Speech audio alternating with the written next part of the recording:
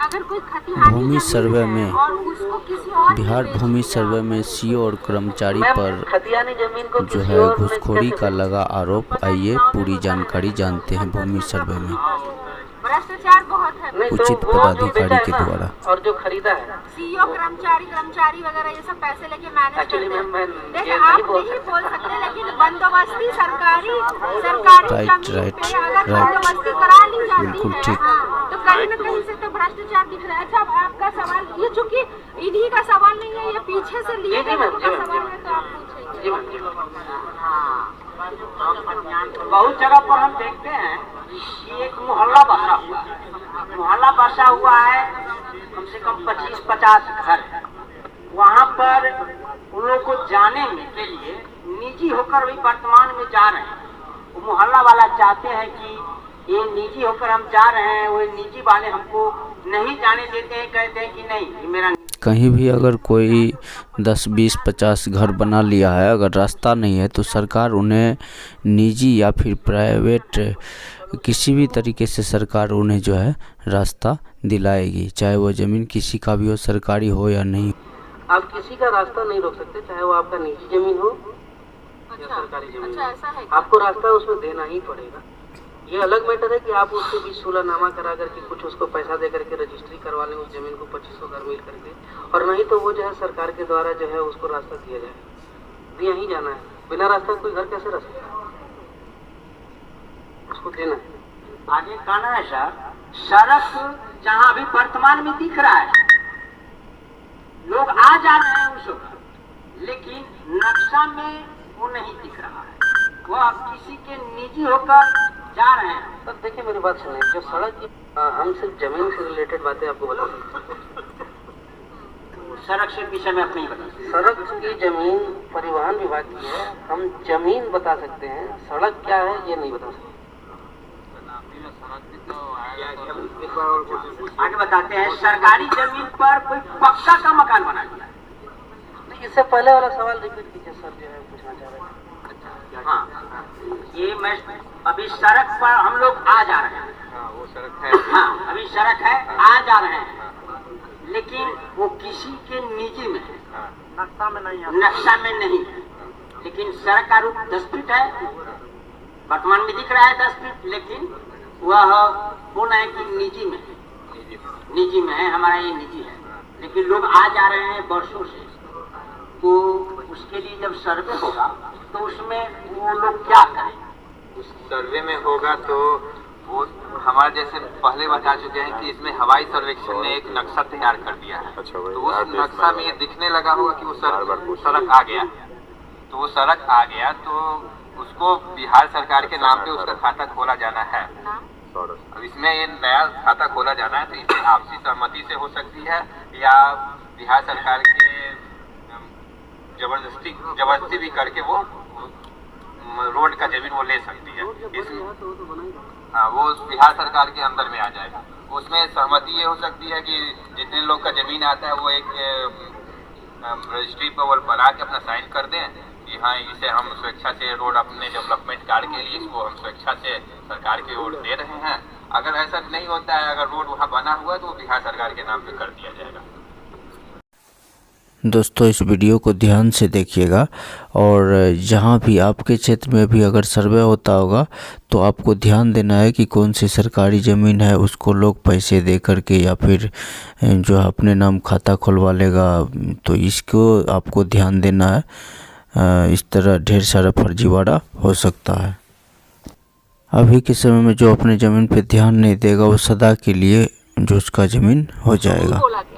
क्योंकि लोग होते दबंग होते, गांव वाले चुप हो जाते हैं, और अभी के सर्वे में फिर उसके ही नाम से दिखा दिया, तब तो गया सरकारी जमीन। हाँ, तब चला जाएगा। हम लोग इसीलिए बैठे हुए हैं, मेरा काम यही है सरकारी जमीन का खाता खोलना। तो कोई नोट कर रहे हैं इस चीज को? मान लीजिए हम लोगों ने दिया कुछ, या हमें पेपर कहाँ देने होंगे उस चीज को तुड़वाने के लिए? सिविल कार्यालय जो है सोनवर्षा प्रखंड परिसर में जो बाल विकास परियोजना का ऑफिस है ना, जस्ट उसके बगल वाला। सरपंच साहब, सरपंच लिखिए, हम लोग उसका खाता खेसरा और बताएंगे कि इसको बंदोबस्त करवाया गया।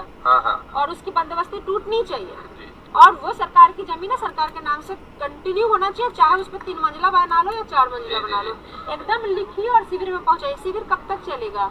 जब तक सर्वे काम आप लोग भी सब सुन लीजिए, अगर आपको भी ऐसी जमीन का पता चलता है जो आपके पंचायत आपके गांव में है, वो सरकारी जमीन रही है और सरकारी जमीन को किसी ने बंदोबस्ती करा ली है, तो वो बंदोबस्ती अभी टूट सकती है कि सर्वे में, इस सर्वे में जो आएगा फिर वही कंटिन्यू हो जाएगा, उसी की जमीन मानी जाएगी।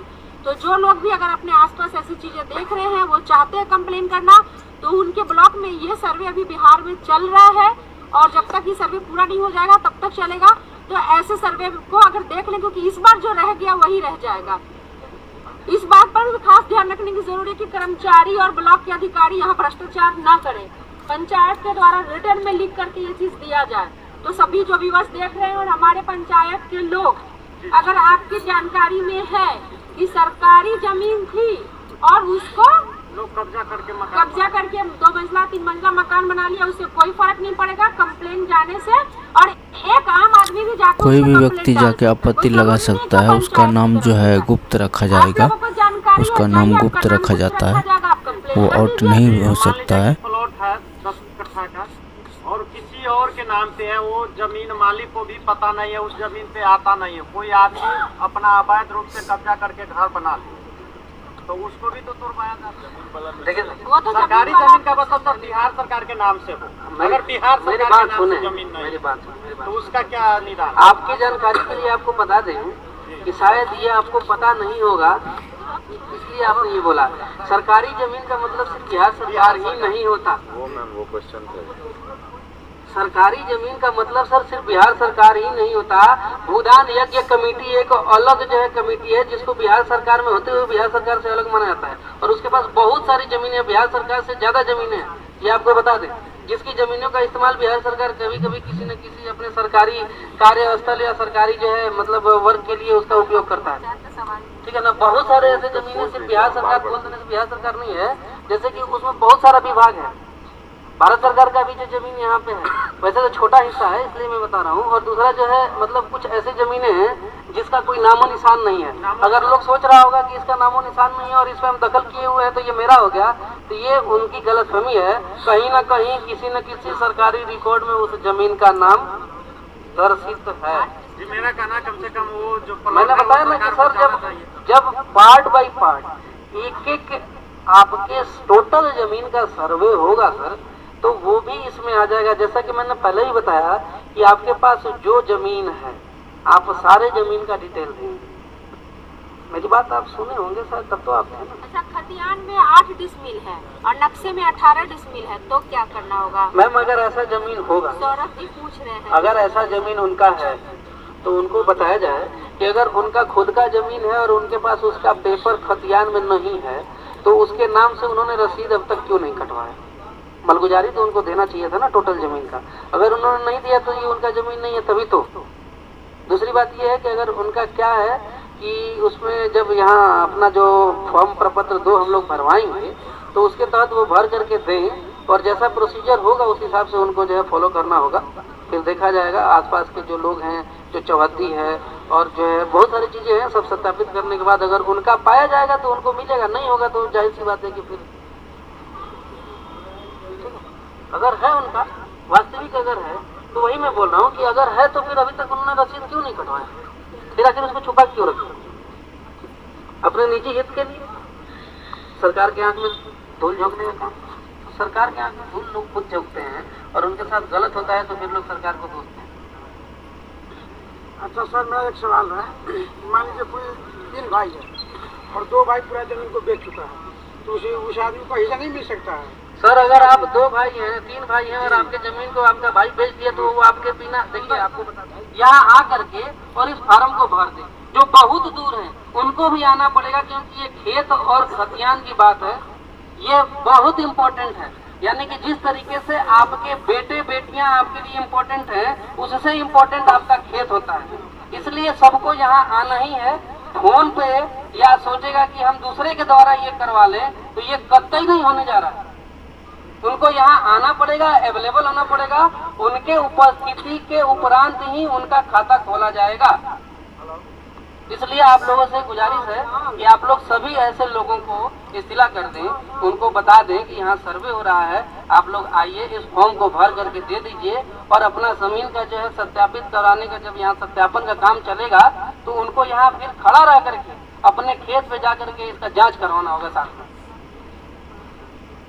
भर के जो देगा ना, जिन्होंने जितना रकबा या एकड़ जो भर के देंगे उसका सत्यापन भी वो खुद करवाएंगे, और नहीं करवाएंगे तो जाहिर सी बात है कि जितना खेत उनका निकलेगा सर उतना ही उनको मिलेगा। नहीं सर, जो रैयत है जिनके नाम से खाता खोलना है वो खुद वहाँ अवेलेबल रहेंगे, क्योंकि बाद में किसी तरीके का इफ बट किंतु परंतु नहीं चलेगा। बाद में जो है कहेंगे कि हमारा भाई हमारे साथ धोखाधड़ी कर दिया तो हम उसको नहीं मानेंगे, क्योंकि ये सब खेत खतियान की बात है, ऑफिस में आकर के दे सकता है। ये हमारा ये फॉर्म जो है प्रपत्र 2 है, नियम 6 उप नियम 1 के तहत रैयतों द्वारा स्वामित्व आधारित भूमि की स्व घोषणा प्रपत्र है, जिसमें रैयत जो है अपना अधिकार भर के देंगे, जिसपे उनका अधिकार अभी है, जो हम आपको दे देंगे सर, देते सर, एक देता हूँ सर, देता हूँ, ठीक है। ये फॉर्म है जो प्रपत्र, ये पूरा फॉर्म देख लिया जाए, यही फॉर्म है। इसमें रैयत का नाम, हिस्सेदारों का नाम जो है देना है, इसमें पिताजी का नाम भी देना है साथ में। इसके बाद ये कहाँ रहते हैं, इनका अस्थायी पता, यहाँ पे इनका खाता, यहाँ खेसरा, यहाँ पे जितना एकड़ डिसमिल जो मतलब इनका रकबा है वो, इसमें चौहद्दी होगा, इसमें जमीन का किस्म होगा कि खेतिहर है कि भीट है कि मकान है। इसके बाद जो है इसमें एक कॉलम है जिसमें लगान लिखना है, तो लगान जो है अगर आप लोग लिख पाए तो अच्छी बात है, क्योंकि आप लगान देते हैं, आप जो लगान देते हैं वो लिखें इसमें कि हम कितना जो है देते हैं पर एकड़, सॉरी पर डिसमिल, एकड़ लगान नहीं होता, डिसमिल से लगान करता है, ठीक है। इसके बाद जमाबंदी रसीद की संख्या, जो रसीद आप कटाते हैं उसकी संख्या। इसके बाद भूमि पर दावा का आधार क्या है, अपना उत्तराधिकारी का जमीन है या दान का है या मतलब खरीदा हुआ है या केवाला है या अन्य किसी जो भी रूप से है, इसमें लिखना है। और अभियुक्ति में मतलब होता है कि अगर कुछ और बच गया हो जो हो उस पर लिखना दर्शाना हो, या कोई परेशानी हो, होता है ना कि हमारा जमीन सर ये पेपर हम दे रहे हैं और उस पर जो है उन्होंने मतलब जो भी चीज हो तो वो उस अभियुक्ति कॉलम में आप लोग लिख सकते हैं। साथ में यहाँ पे रैयतों का हस्ताक्षर और अंगूठा का निशान, ठीक है ना, वो जरूरी है। उसके साथ मोबाइल नंबर और आधार नंबर लिखें, ये इस फॉर्म के साथ। यह फॉर्म जो है हमारे अमीन लोग आप लोगों के पास जा करके समझाएंगे। अभी आप सभी रैयतों के पास हमारे अमीन जो हैं वो जा करके समझाएंगे, आप लोग इसको समझें और समझने के बाद ही सर यहाँ से जाएं। अपना फॉर्म ले करके, फॉर्म आपको जो है अवेलेबल करवा दिया जाएगा फोटो स्टेट की दुकान पे, वहाँ से आप लोग ले लेंगे, क्योंकि सर इतने फॉर्म मात्रा में हमारे पास नहीं है कि हम सब लोगों को एक एक दे सकें, ठीक है ना, ये चीज है। हाँ एकदम सर, एकदम। इसके बाद देखिए सर ये जो बहुत रिक्वेस्ट आ रहा है ये ना सर, रुकिए, घबराहट किस बात, बिना समझने क्या कीजिएगा, फार्म समझिएगा तब न लीजिएगा, थोड़ा रुक जाइए फिर समझेंगे। आइए सर, ये प्रपत्र 3 एक वंशावली है, अधिनियम की धारा 5(1) के तहत इसको भरना है। ये वंशावली फॉर्म है, ठीक है, ये वंशावली फॉर्म है। इसमें जो है सिविल प्रभारी या मतलब इनका नाम रहेगा, अंचल जिला और जो स्वयं वंशावली का अर्पित कर रहे हैं उनके संबंध में रहेगा। इसमें जो है भरना है कि जो है देखिए, उपरोक्त विषय के संबंध में सूचित करते हैं, या करते हुए कहना है कि मैं या हम लोग जो रैयत अभी जिंदा हैं जिनका वंशावली बनवाना है, कि वो अपना नाम, इधर अपने पिता का नाम, फिर जो है अगर उनका बेटा है तो इस बेटे का नाम, फिर उनके पिता का नाम, दूसरा बेटा है उनके पिता का नाम, फिर उनके पिता का नाम। यहाँ अगर पुत्रियां हैं और पत्नी हैं तो उस पुत्री का नाम और मतलब पत्नी का नाम, फिर निवासी, ग्राम, पुलिस थाना, अंचल, जिला, जाति। इसके बाद जो ये इसके नीचे लिखा हुआ है कि भूमि जिसको विवरण आवेदन के साथ संलग्न प्रपत्र 2 में अंकित है, यानी कि जो खतियान जिसके नाम से है उसमें देना है कि स्वर्गीय ये, इनके पिता स्वर्गीय ये, ग्राम ये, जो राजस्व ग्राम ये, अंचल ये, खाता संख्या, खेसरा संख्या, रकबा, लगान का उत्तराधिकारी बंटवारा के पर मतलब अर्जित करना चाह रहे हैं, बस समझ गए ना। इसी के आधार पे यही वंशावली आपको आपका उत्तराधिकार देगा। इसके साथ वंशावली का एक और फॉर्म है, लगाना है सर। ये 3 फॉर्म वंशावली में आपका रहेगा। देखिए इसमें लिखा हुआ है, देखिए सर ये दिखा दीजिए एक बार। यहाँ पे जो चीजें हैं इसमें देख लें लोग कि इस वंशावली के साथ साथ अनुलग्नक याचिकाकर्ता या याचिकाकर्ताओं का वंश वृक्ष ये जो दे रहा है यहाँ इस लाइन पे पढ़ा जाए। ये जो चीज है, ये फॉर्म जो है यहाँ पे मैम के ऑफिस के बगल में जो फोटो स्टेट का दुकान है वहाँ पे अवेलेबल करवा दिया जाएगा। सभी रैयत वहाँ से ले लेंगे। इसके साथ ये फॉर्म है जिसके आधार पे आप लोगों को उत्तराधिकार दिया जाएगा। ये वंशावली जो नीचे वाला फॉर्म दिखा है उसके साथ वंश वृक्ष बना करके और फिर उस वंश वृक्ष पे जो बना रहेगा उस पे 2 जन सिग्नेचर विथ मोहर यानी कि साइन मोहर के साथ जरूरी है, करा के देगा। हमने आपको बोला ना कि हमारे अमीन आपके पास जाकर के समझाएंगे, परेशान ना होइए, थोड़ा वेट कीजिए सर, क्योंकि ये हम आप ही के लिए आए हैं। बात समझ गए ना? आप जहाँ हैं वहाँ रहिए, हमारे अमीन लोग आप लोगों को जाकर के आप लोगों के बीच में समझाएंगे। हमने बोला ना यहाँ पे बोल दीजिए कि 2 सिग्नेचर सरपंच और मुखिया का ही रहेगा। ठीक है, यहाँ 2 सिग्नेचर जो है सरपंच साहब के लेटर पैड पे वंशावली का वंश वृक्ष बनवाएंगे लोग। जो सिग्नेचर और मुहर उस पे रहेगा सरपंच साहब का, क्योंकि सरपंच साहब के लेटर हेड पे रहेगा। उसके बाद सरपंच साहब का जो लेटर हेड है उस पे जो हमारी मुखिया जी हैं उनका सिग्नेचर और मुहर करवा करके दे दिया जाए। सर्वे वाला फॉर्म इस प्रकार भरें, पूरा फॉर्म देख लें। वंशावली के आधार पे जो हम उत्तराधिकार बांटेंगे, जो हम बता रहे थे कि कैसे हम उत्तराधिकारी, जो हम अभी बता रहे थे ना कि इस खतियान में जो वंशावली बना करके आप देंगे ऑलरेडी उसमें उसके हिस्से जो है डिवाइड कर दिए जाएंगे, जो आप ही के द्वारा किया जाएगा। क्योंकि ये फॉर्म आपको भर के देना है, तो इसमें रैयत का नाम होगा, फिर पिता का नाम होगा, स्थायी पता, खाता, खेसरा, रकबा, चौहद्दी और जमाबंदी रसीद की संख्या। जो आप जितने लोग हैं, जितने पुत्र पुत्री पिता हैं, इसमें इस वंशावली में भर के देना है। इसके साथ जो है इसमें अपना भी सिग्नेचर, अंगूठा का निशान, और इसके साथ जो अनुलग्न आपको कागज देने हैं। सभी लोग ध्यान से सुने, फार्म भरना तो लोग सीख लेकर समझा दिया जाएगा। फार्म भरना तो अभी हमारे अमीन आप लोगों के बीच में जा करके आप लोगों को समझाएंगे, लेकिन सबसे महत्वपूर्ण चीज है कि उसके साथ जो कागज लगेगा वो फिर से मैं बता दे रहा हूँ, जो इस पे लिखा हुआ है। देख लीजिए सर, दिखा दीजिए, लोग ऑनलाइन है जो भी देखेंगे। देखिए अनुलग्नक में चाहिए मृत जमाबंदी रैयत का मृत्यु की तिथि और वर्ष। ठीक है, मृत जमाबंदी रैयत जिसके नाम से जो जमाबंदी रसीद कटता था, जो कटवाता था, उसी के रसीद को हम कंटिन्यू कर रहे हैं, तो उसका मृत्यु का तिथि और वर्ष। इसके बाद जमाबंदी रसीद की संख्या, विवरणी, यानी जो मलगुजारी रसीद हम लोग कटवाते हैं उसका जो है विवरण, तो उसके साथ आप लगा सकते हैं रसीद का फोटो कॉपी। बात समझ रहे हैं ना? मेरी बात सुने, इसमें बहुत सारी चीजें हैं जो मैं आपको बता रहा हूँ, सुने। ये सर हम आपको जो बोले हैं, आप क्या मतलब इस तरीके से बोले हैं कि वो तो खेत आपका रह गया, तो उनका याद रखने का चीज भी आपका था, क्योंकि जो है आपने अपने लालच में जो है याद नहीं रखा ना, बुरा नहीं मानिएगा, सॉरी फॉर इस वर्ड के लिए। लेकिन सर आप लोगों को अपने पूर्वजों के कम से कम बारे में याद नहीं है, तो ये सर बहुत ही मतलब अपूर्णीय दुख है, रखना चाहिए था। ठीक है, आगे बढ़ते हैं। खतियान का जो नकल जो हमने बोला, अगर ये आपके पास अवेलेबल हो तो बहुत ही अच्छा है और जरूरी चीज है। अगर अवेलेबल हो तो इसमें लगाएं।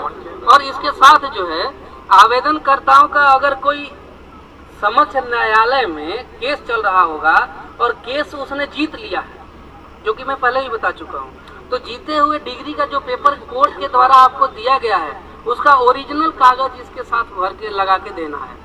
इसके बाद जो है अगर जो आवेदन कर रहे हैं उनका जो मतलब हित अर्जन करने के लिए किस आधार पे वो कर रहे हैं, उसका जो संबंधित कागज है, दस्तावेज है, जैसे रजिस्ट्री डीड हुआ या फिर आपका जो केवाला का डीड हुआ, ये पेपर इसके साथ जो है लगाएंगे। साथ में जो है आवेदनकर्ता का जो है आधार कार्ड, वोटर ID कार्ड, उस पर मतलब अगर सेल्फ अटेस्टेड कर दे तो अति उत्तम रहेगा। ये चीजें जो है अभी आप लोगों को बता दी गई। बाकी जो है हमारे अमीन साहब लोग आप लोगों के बीच में जाकर के इस चीज को आप लोगों को समझा देंगे। सही से आप लोग उसको समझ लीजिए, तब उसको भरना शुरू कीजिए। ठीक है, का कहना ये है